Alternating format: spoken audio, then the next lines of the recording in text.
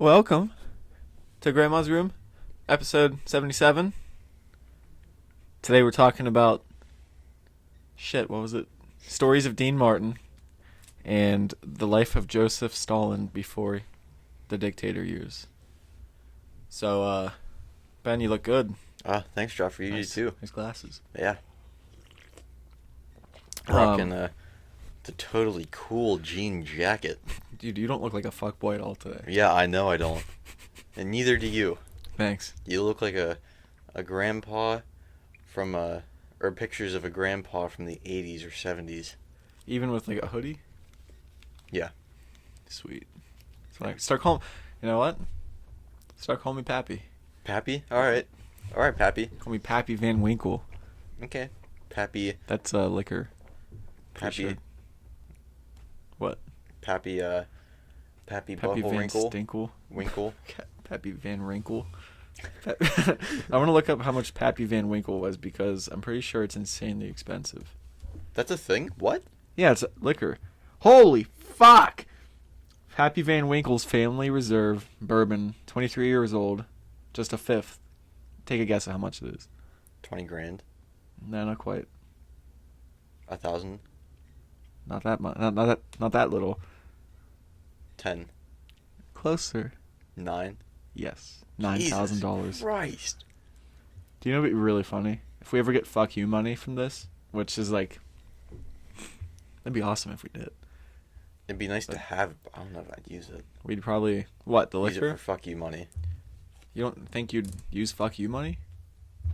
Go and like take cool trips and shit. Like maybe go to Siberia. That'd be the last place I Vacation. think I'd go. Well, anyways, if we ever get fuck you money, I'm buying a bottle of that and we're gonna drink the whole thing in one night just to piss people off. Okay. We'll make an Instagram story like spilling it and shit. Rogers! Rogers! Fuck, I forgot about Rogers. Rest in peace. Yeah, he's right there. Where? Oh, yeah. Painting. Kenneth Rogers. Christmas album. So you want to go into your story? Yeah, sure. This is actually a collection of stories. I'm going to start out with some basic background first. So, all this information is from Grunge and DeanMartin.com, which the Grunge is a little iffy. I don't know how much I believe all their stuff. I've used that before for like some facts. Yeah, Facts. just from quick factoids. Factoids. But he was born in Steubenville, Ohio, as Dino Crocetti. Wait. What'd you say? He was born in Steubenville, Ohio. Steuben. Okay. You think I said stupid? I thought you said Stupidville. Steubenville, Ohio, which is only like a few hours from where we live. He was born on June 7th, 1917.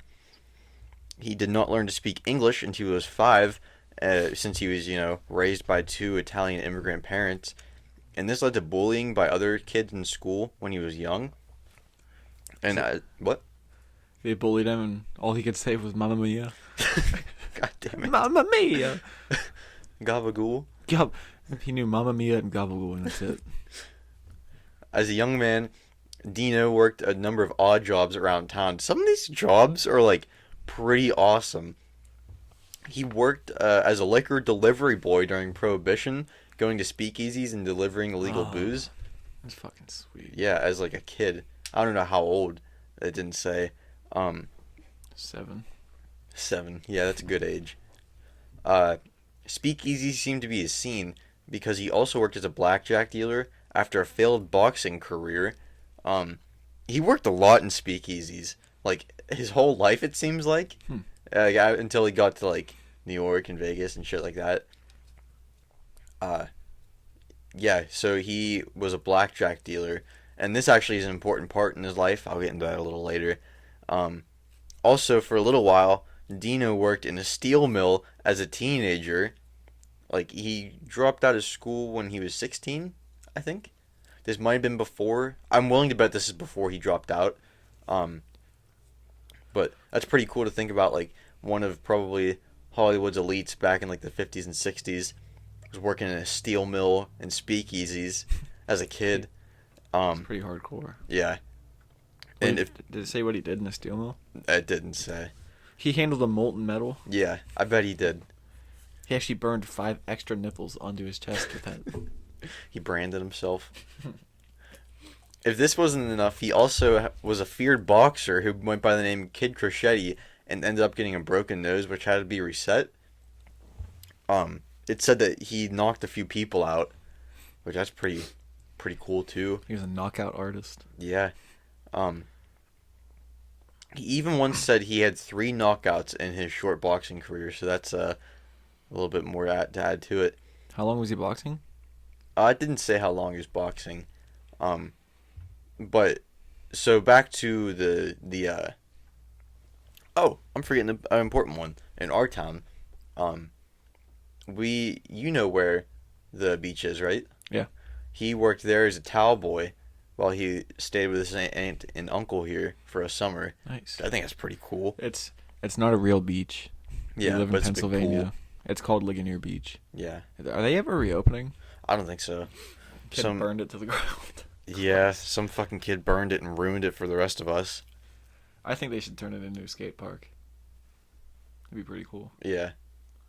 But that's just my opinion. Yeah, I think they should reopen it though. Turn it into something.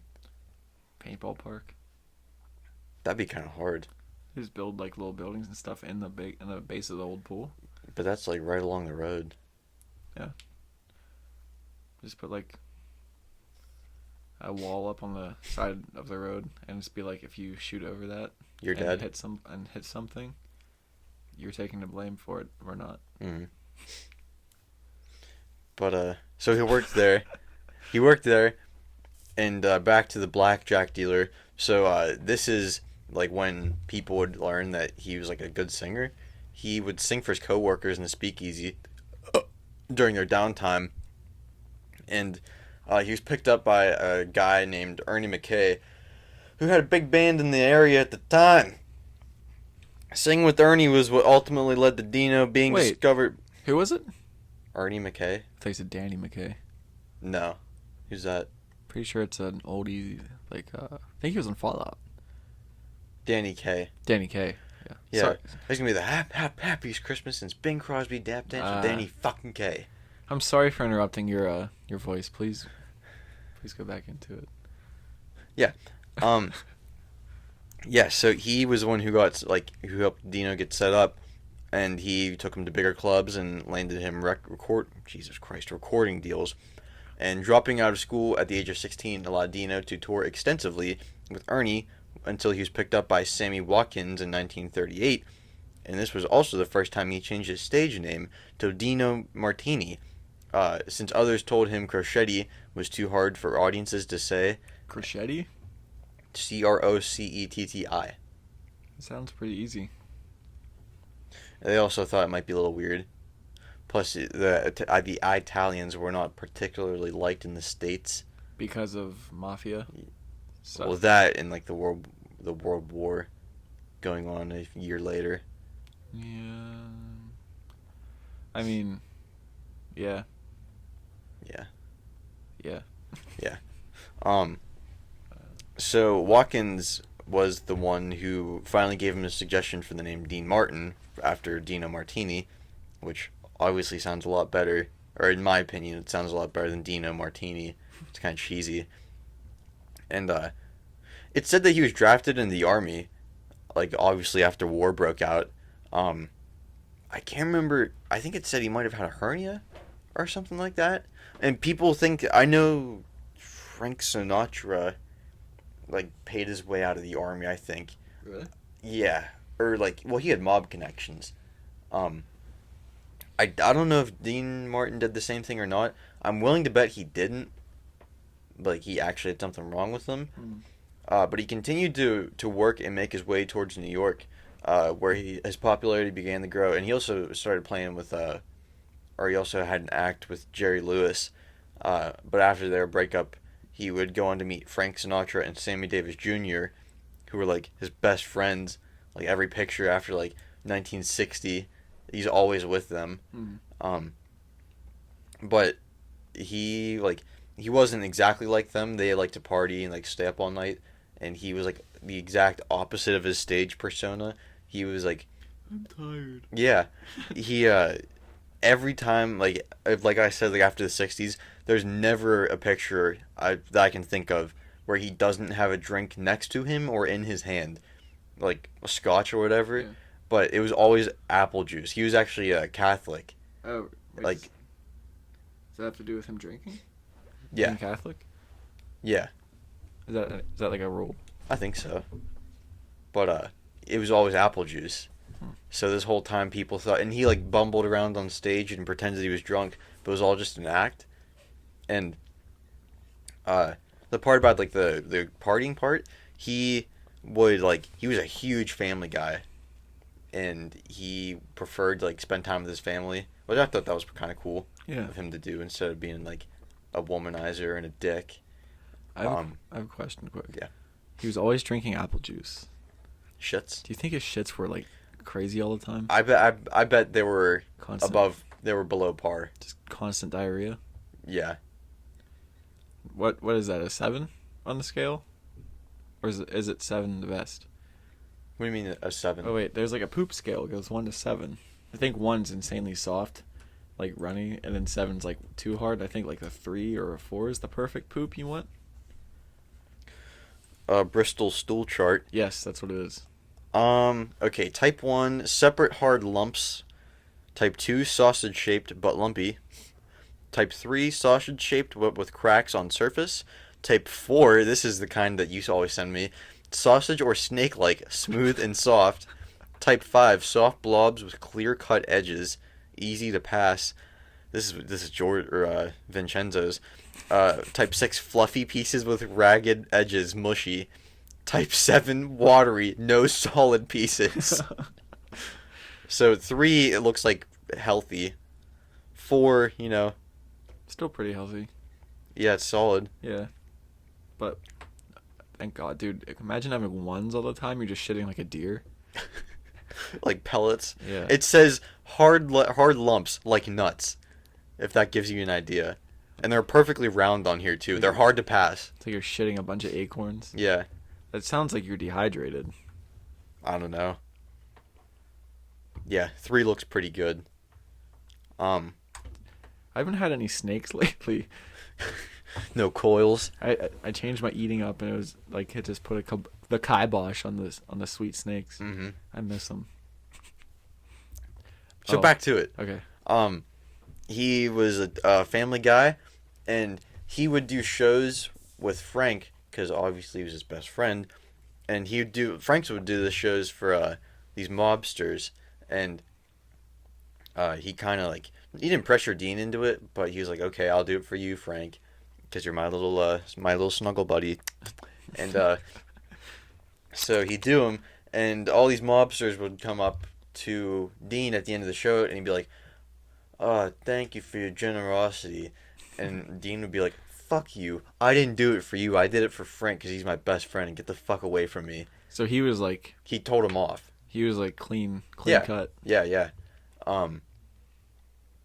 And so after he broke up with Jerry Lewis, this is before, well, not before him and Frank became friends, but I think they broke up in like 1958 or 57, something like that.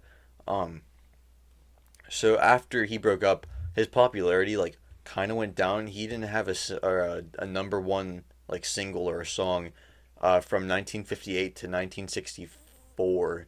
Damn. But when he did in '64, he was like it was Everybody Loves Somebody. Have you heard that song? Yeah. The Beatles' Hard Day's Night was number one in America, and he knocked him down, and that was like a huge deal. Really? Like, not even just to knock the Beatles down, but for someone who hasn't had a number one song in like 6 years, that was like a pretty big deal. And I didn't know this until I watched an Elvis documentary. He was a huge Dean Martin fan, and he apparently met his daughter Dina one time, and he was like, well, people call me like the king of rock and roll, but your dad is the king of cool. Wait, so Dean named his daughter Dina? Yeah. Yeah, Deana.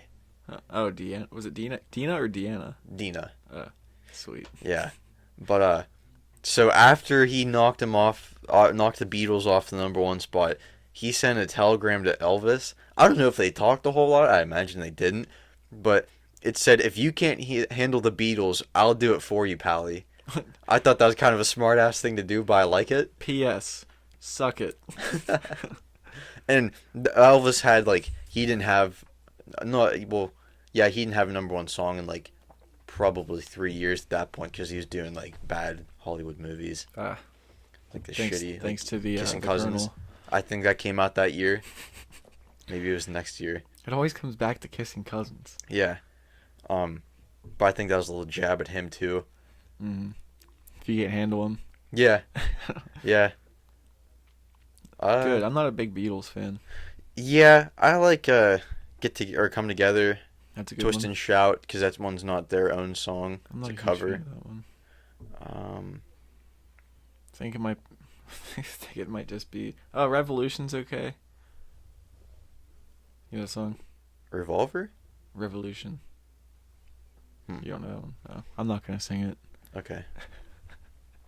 I don't know if I have any more. Oh, here's like a sad thing about his life. He had a son that he named Dean Martin Jr. and or maybe it's Dino, I don't know. But he was in the Air Force and he was in California like flying, and his son flew into the side of a mountain, and that like Damn. just crushed Dean Martin. Oh, I have another story besides that. But yeah, like crushed like Dean Martin Sr. Yeah, I can see why that would upset you. And he was just depressed for the rest of his life, which is pretty sad. But his show, the Dean Martin show, they said that he would never rehearse. Like, people would come in and rehearse the show, and there'd be a stand-in for him, because he'd always be out. He was too busy golfing. He'd go, Partying. Yeah, just getting He's plastered on the golf course. Regular John Daly. Yeah, yeah. That'd be awesome, having those two get together. But and then whenever he'd come on for the real show, like the real taping, then it'd be a lot funnier because he'd like mess up his lines or he wouldn't know what someone would say. Because he wasn't at rehearsal. Yeah. I mean, if you're a king. Yeah, if you're a king. Yeah. Yeah. Oh, Lucy in the Sky with Diamonds. That's another good song. It's okay. Yeah. Well, your topic wasn't the Beatles, so we should probably stay off the Beatles. Yeah, We always let's get keep them out of our sidetracked mouth, with our clean mouth. I've had the Beatles in my mouth so many times. So, Joffrey, you want to get into Joseph Stalin? You mean... Forgot, I was going to call him John. You mean Joseph Vissarionovich Zugashvili? Jew? Gospel? Jew gospel-y? Yeah. Is that what you said? Yeah. Tell us more about this cat. Joseph Stalin wasn't his real name, right? Mm-hmm. It was Joseph. No. Joseph. Now, was there like a big Russian presence in Mexico? Like way back in the day? Because I see some crossover names like Joseph. Isn't they? Andre? What? Is Andre? That's more of a Spanish name. Yeah, I don't know Never where mind. the hell you're getting that from. I'm pretty sure there's like... Well, I've they heard a lot pronounce of- it Joseph, though, in Russia. Well, no, what I'm saying is I've seen a lot of names in Russia that like are also prominent in other places. Well, it's I don't know how like recent that Matt, was. like Matt or Matthew in English is Mateo. Like they have like a bunch of names that we have here that are like the same or have the same meaning down in Mexico. I don't necessarily mean Mexico. I mean like anywhere in the world. Like that's a pretty common name. I've heard that here a lot, Yeah, but I don't know. What was that face for? it's just silly. Okay, you want to learn about Mr. Jojo Johnson. Joe John Stalin? Yeah. Okay, so the date is December 18th, 1879, in the peasant village of Gori, Georgia. He was Not, born in Georgia. God damn it, Eastern European Georgia. Eastern American Georgia. Yes. So, Joseph Vissarionovich Zugashvili. That was actually that was probably the best I'm ever gonna say that. He was born. He was born. So later in the 30s, he changed his name to Stalin, which meant Man of Steel. But he was the son of cobbler Bessarion Zhugashvili, and washerwoman Ketavan Galadze. These are not names I'm familiar with pronouncing, so bear with me. So as a child, so for the rest of the time, I'm just going to refer to him as Stalin, so because Yeah, it's easy. Yeah. So as a child, Stalin was very small, and at age 7, his face was left scarred by a bad case of smallpox. And a couple years later, he was in a carriage accident that left his arm like partially deformed. And I think he would always like carry his arm kind of like hunched Close. in. Yeah, I think that's because he was like a mangled boy. And I forget where I heard this. I think it might have been Time Suck. When he was little, his nickname was So. So it's What's like that mean? I don't know what it meant, but it makes it kind of sound like he was just like mediocre. Like yeah, he's so. But anyways, it was also said that the other kids in the village of Gori, Georgia, bullied him and were like super cruel to him, and it made him feel inferior. Okay, informal, not very good, but not bad. Well, that's like today's definition of it. Yeah, It could have meant something else in Georgia back in the 1800s. indifferent. Okay, I'll do in Georgian. Look up Stalin So. I don't know if it comes up. But the kids made him feel like inferior and everything. And I think that may have been something that cemented in his mind like I need to become number one, like no matter what the cost. So his mother was an Orthodox Christian, and she wanted him to become a priest. So she got him into church school in 1888. I've never heard it just called church school, Yeah, but he did so well in church school that he was given a scholarship to Tiflis Theological Seminary in 1894. So he was like on track to become like a religious scholar and a priest. So he continued to thrive in school, and then he came into contact with the Masama Dasi, which is a secret organization that wished for Georgian independence from Russia, because I guess they weren't technically Russia, but they were like, I guess like under their control. Kind of exactly what he did once he became ruler. He just started taking over countries. But they turned Stalin onto the writings of Karl Marx and Vladimir Lenin.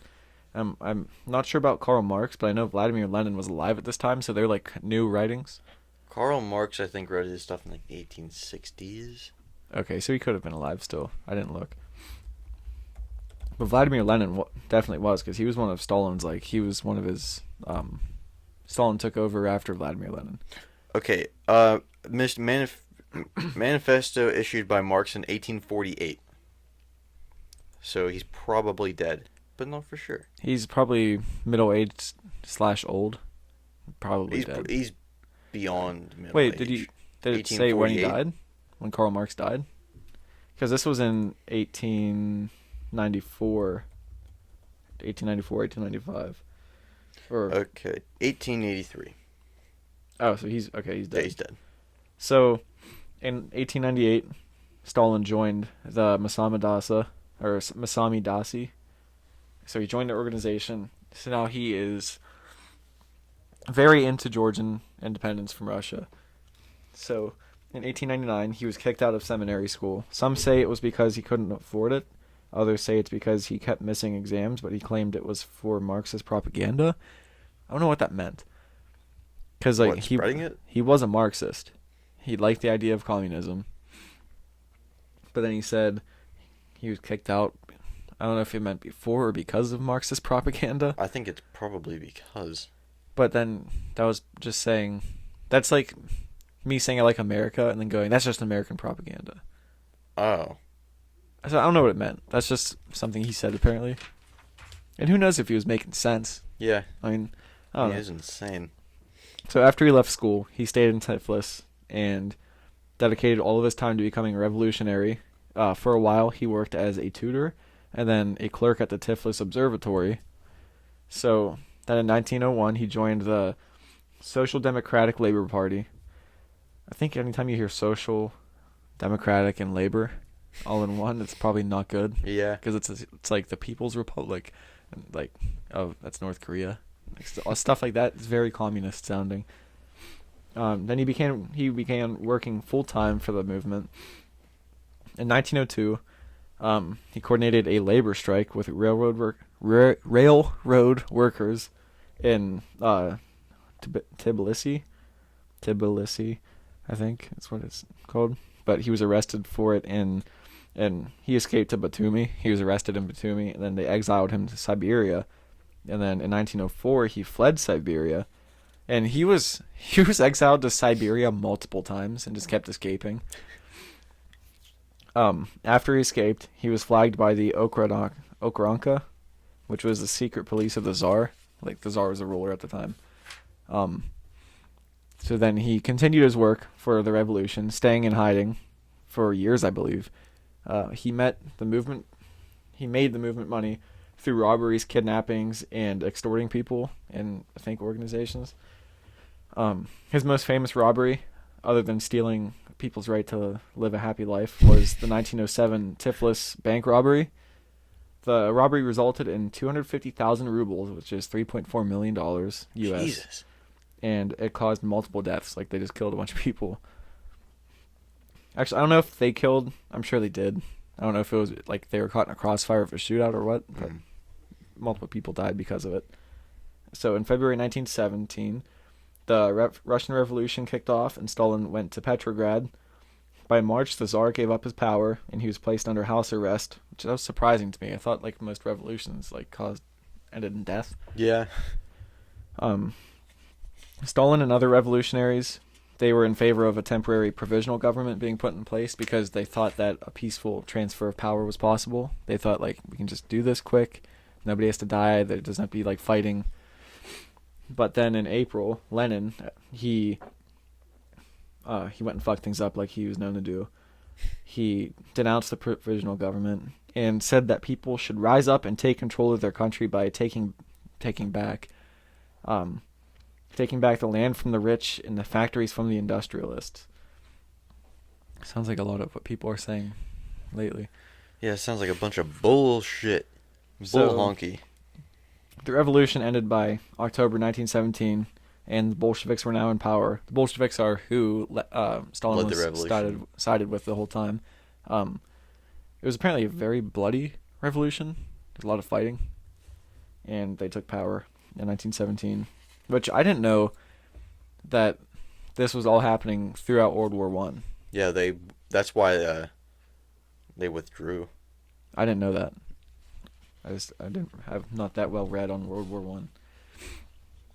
So then the government went through a very, very violent period as multiple people were fighting to be in control of different positions. It was like a power vacuum. People were just trying to fill like all the positions of power. So in 1922, Stalin wasn't given a particularly powerful position. He was put in the office of General Secretary of the Communist Party, but this position did give him control over all of the party members' appointments, so he could make up their appointments whenever he wanted to.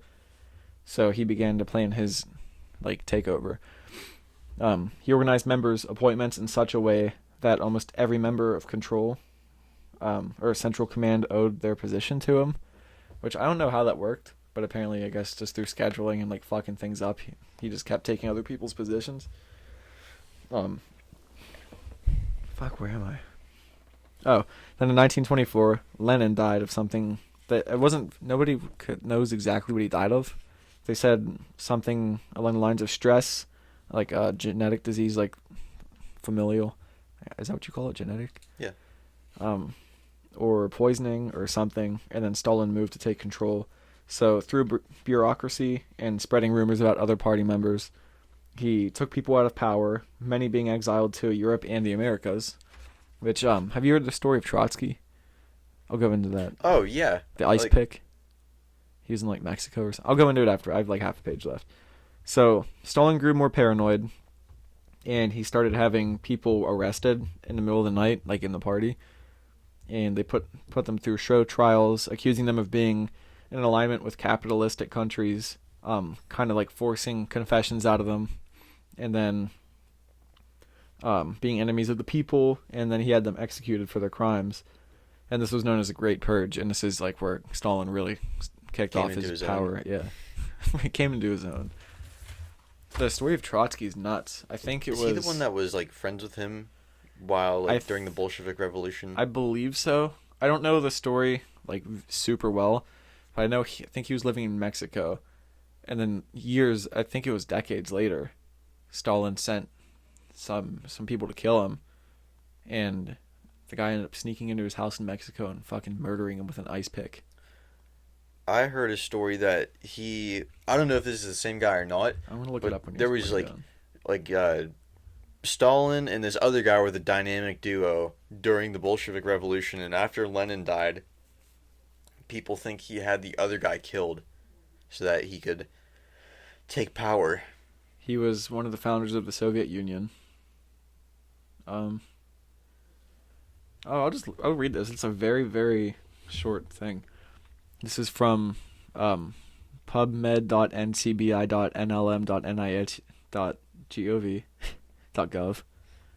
It says Leon Trotsky was one of the founders of the Soviet Union and an obvious candidate to replace Lenin after his death. Unfortunately for him, it was Joseph Stalin who came to power, and Trotsky went into a long forced exile that eventually took him to Mexico, where he found asylum.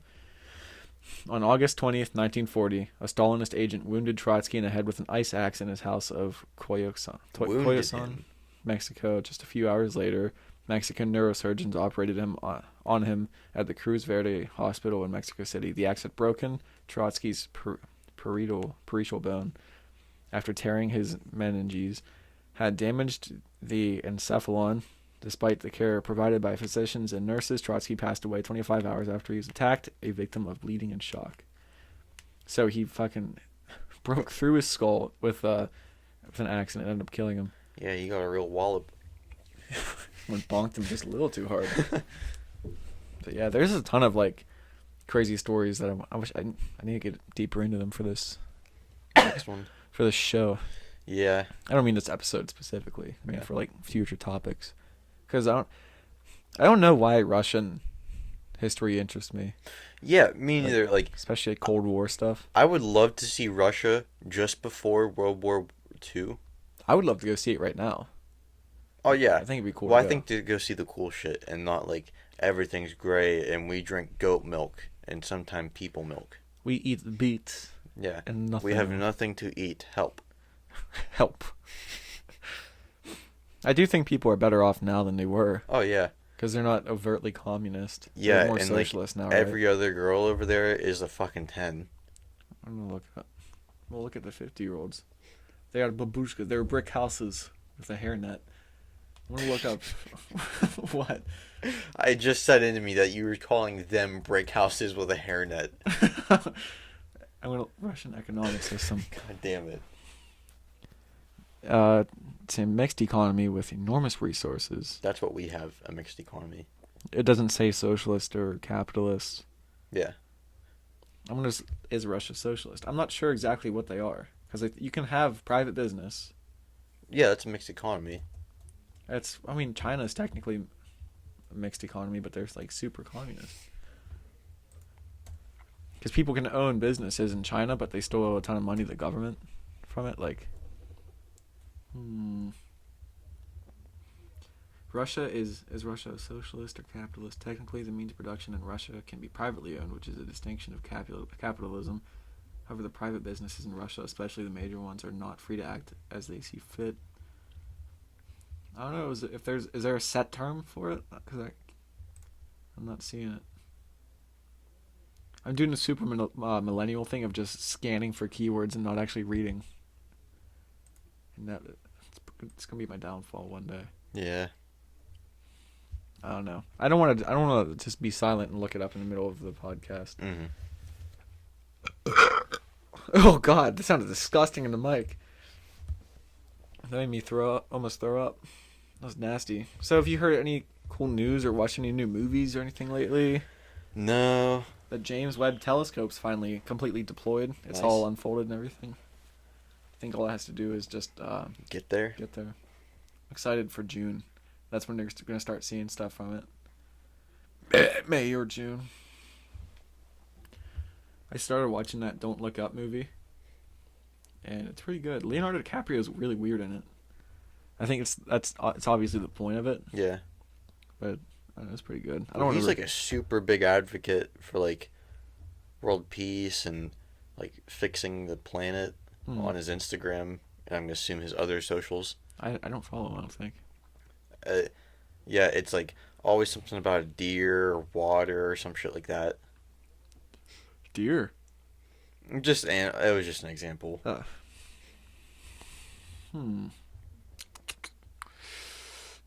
Yeah, dude, I don't know. I think this podcast is better in the evenings when we're all lubed up from the day. Yeah. Because my brain's just not rolling. I have a fuckload of caffeine coursing through my veins right now. What? That was nasty. The U.S. military has a new worry. North Korean hypersonic missiles. What the fuck does that mean? 9 hours ago. Let's see. Despite the multiple launches of different types of missiles by the Democratic People's Republic of Korea, Where's this from? the United States continues to call for the North Koreans to return to diplomatic talks. What? Where's this from? What, like The article. the national interest? I don't know. It sounds credible. But there was also people who thought we were going to lose Wi-Fi and electricity because of a rock in space, and that did What do not you mean? happen. When? Like a few months ago. Do you not remember that? No. Oh.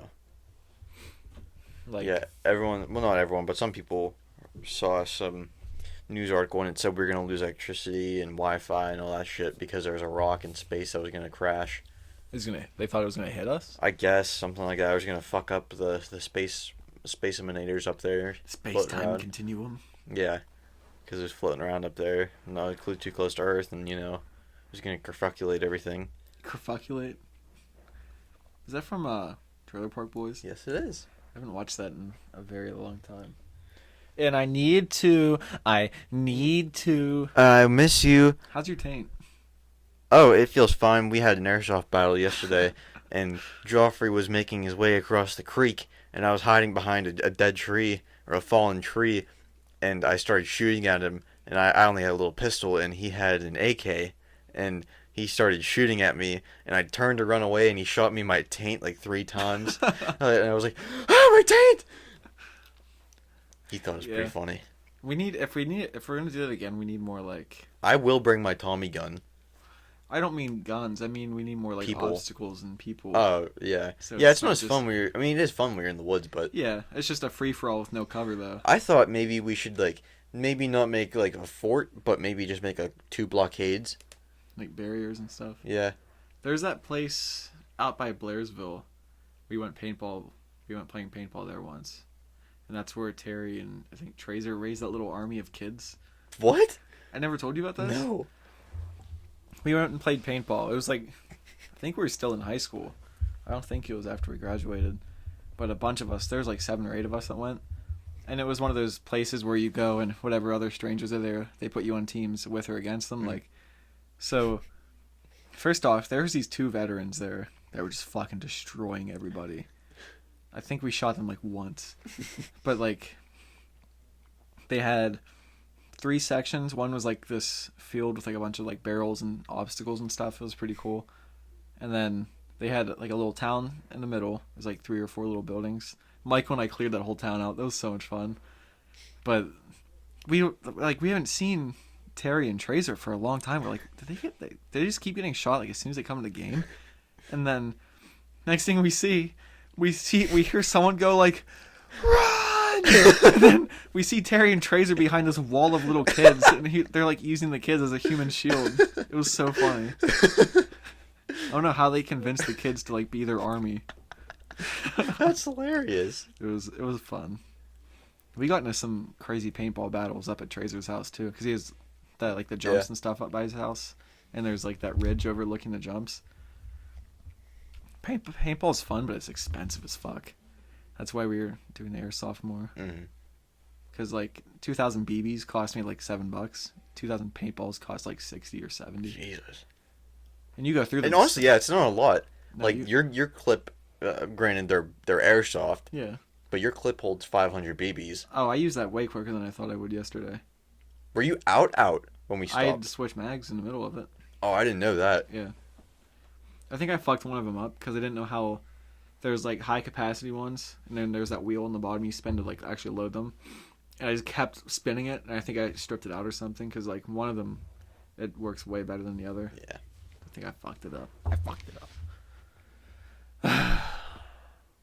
So yeah, Ben. We should go to we should actually go to one of those places in Pittsburgh to play. Yeah.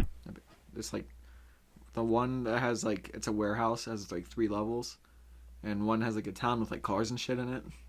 That sounds like fun. I think it's like $25 to go play. It's not bad for a sweet place like that. And if you rent a gun, I think it's another 25, but still. Yeah, if you would want to. Yeah. I don't know. I don't see why they wouldn't be open in winter. Yeah. It's inside. You look it up. Honestly, they'd probably have more business in the winter. Yeah. Oh, yeah, because you can't be outside playing as much. Yeah. I mean, And you can. But it was freezing yesterday when we went, but it was still fun outside. As long as you wore something heavy. Yeah. I had my little like Adidas like jumpsuit jacket on, and as soon as I walked outside, I was like, "It is way too cold for this." And I haven't played airsoft since before that paintball game in high school, and I forgot that like BBs could still hurt you through jackets if you're close enough. Well, it wasn't it wasn't getting shot in the chest or anything that hurt. I got shot in the face a few times, but the like getting shot like in my pants, that really hurt. Well, it didn't hurt, but it stung. This energy drink's doing its thing. The C4 stuff in particular, it has something in it that once it starts hitting, it makes your hands and shit tingle. And my hands are tingling. So, let's see. Battleground Pittsburgh. That's that place with like the... Let's see. Click reserve your spot. I didn't know you could just do this online. Oh, shit. Okay. You can just click a date and time. Yeah, they're open like all the time. Wait. Going back to that Tommy gun, that thing lasts for a long time. Do you remember when we had the tree in our driveway before we cut it down? I think. Right next to Joe where he parks? Yeah. There was a bee's nest up there right before we got it cut down, and I shot at that thing for a solid half hour straight, and it died after a half hour of continuous shooting. That's pretty good. Yeah. You can get extra batteries and shit for them. I'm thinking about buying an extra. If we seriously not get serious about it, but like actually start doing shit with that, I'm gonna get an extra mag. Mm-hmm. It only holds about 300 BBs, I think, per disc. See, it's saying reserve your spot, and I think it's just reserving the whole place. Oh. And I don't want that. I just want to to go and play with whoever's there. Because it said reserve your spot, and I looked up for I just put it in Saturday next week at 3 just to see availability, and it was like Nerf parties, $300. Holy shit. But I think online it said 25 when I looked before. I don't know. I'll have to contact them and see what you can do. Mm-hmm. Or wait. Play. There's a button that says play. Oh fuck. It's a video. Shit. I don't know if they heard that, but it was a big noise. I don't know. I'll look at it later when we're not doing this. Alright. Well, what do you think, Joffrey? I think we shot all of our shit out of our bodies. Yeah. Rocketed, even. I have to shit pretty bad right now. I kind of do, too. Want to go together? Yeah. We can just go ass to ass. Dude, this is going to sound gross. But out of curiosity, I've always wanted to see this. I want to see someone stand straight up, cheeks clenched, and shit. Well, and just watch it run down their legs? What the hell's wrong with you? I want to see what will happen. Is it worth me trying? I think we know what will happen. I don't know what will happen. What if you just get those thin slides you put in a Play-Doh machine? And you can push the Play-Doh through it like a star. I want to do that, just place it between the cheeks. Make a shit star. Yeah. Well, a brown star? Yeah. Oh yeah, it would literally be a brown star. Yeah. Unless it was red. Oh, God. So yeah, the shit winds are calling. Yeah. you want to call this? Yeah. Hello? Grandma's house. I hung up.